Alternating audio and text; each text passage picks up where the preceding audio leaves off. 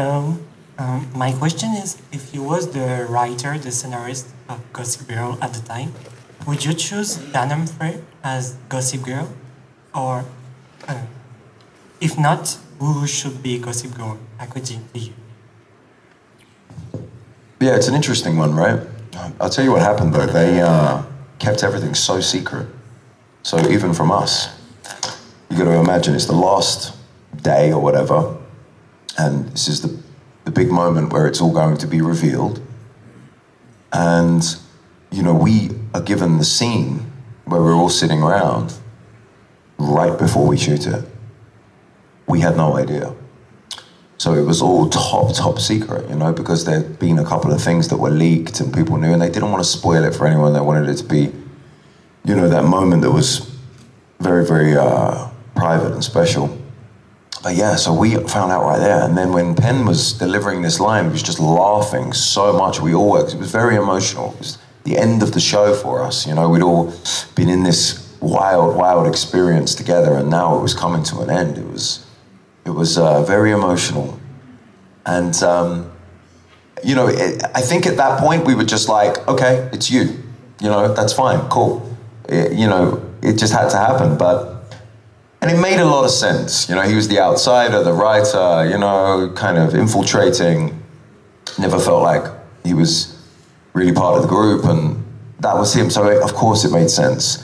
It also made sense that it could have been one of the others, but this is what was great about it, you know, is that it was like it's like a murder mystery, you know? You never know who's done the crime kind of thing. And in a way, Gossip Girl had that kind of element. It could have been anyone because everyone was a bit salacious. Everybody was very gossipy and, you know, toxic in a way. So I was happy with the resolution. I was happy that it was him. It is what it is. You know, it's hard for a show like that, for a big show, any show to end, to find a way to end.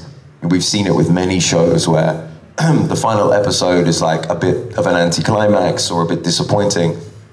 And look, sometimes it happens. I don't think that was the case with Gossip Girl. I feel like Gossip Girl ended quite well. I mean, it's just hard, you know, but no, I was happy with that. I think it made sense. Thank you. Thanks, man. Donc sa question c'était de savoir s'il était un des auteurs de la série, qu'il aurait pu choisir qui était Gossip Girl. Est-ce qu'il aurait choisi Dan ou un autre personnage? Et il expliquait que quand ils ont appris qui était Gossip Girl, c'était vraiment un gros moment, la révélation, et qu'en fait ils ont eu la scène juste avant de la tourner. Donc c'était vraiment gardé top secret jusque-là, et personne ne savait qui était vraiment Gossip Girl, parce qu'ils ne voulaient pas gâcher ou spoiler ce moment, et le garder vraiment spécial. Donc quand Penn a dit sa réplique, tout le monde a éclaté de rire, et il y avait vraiment beaucoup d'émotions, parce que c'était vraiment la fin de la série. Donc tout le monde lui a dit « Ok, donc c'est toi, très bien ». Et en fait, pour lui, ça faisait sens. C'était normal que ce soit lui, parce que c'était un peu l'outsider du groupe. Il n'a jamais vraiment fait partie du groupe totalement. Et en même temps, c'était l'auteur. Donc, ça a fait sens pour lui que ce soit Dan.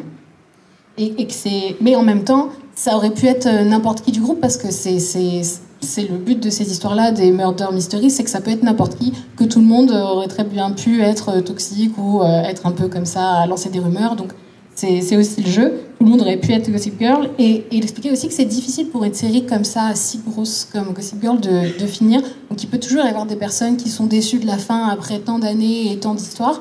Mais pour lui, en tout cas, il trouvait que c'était une bonne fin, qu'il ne l'aurait pas changé et que ça s'est très bien fini comme ça. What's your favorite scene between Blair and Chuck? Wow. Yeah, I mean, look, there's so many, you know. There really is, so many moments.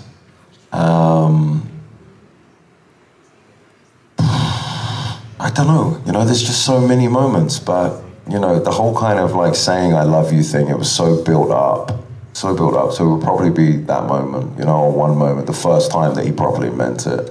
It was just like this big moment that we'd all been building for, you know. Yeah, it's probably something like that, you know, because that's what we wanted, that's what we were all going for. Won't they really just say the words, you know?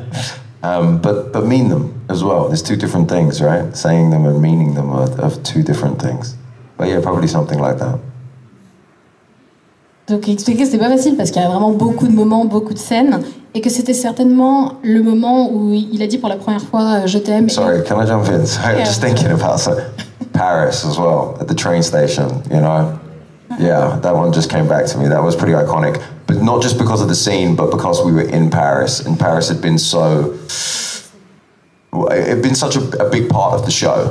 You know, it was referenced and talked about so many times in the show, and then we actually got to come here and film. It was incredible.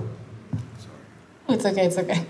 Donc, bon, il y avait voilà, tout d'abord vraiment toute la construction qui a été faite, tout le travail qui a été fait pour le moment où il dirait je t'aime pour la première fois et qu'il le pensait vraiment. Et il disait, mais là, en y repensant, il y a aussi toute la partie où, à Paris, quand ils sont dans la gare et que c'est pas tant, il expliquait la scène en soi qui est emblématique, mais aussi juste le fait d'avoir pu tourner à Paris et qu'en fait, dans la série, Paris tient une grande place et il y a souvent des références qui sont faites à la ville. Donc voilà, il parlait donc aussi de la scène à Paris. Thank you. Thank you.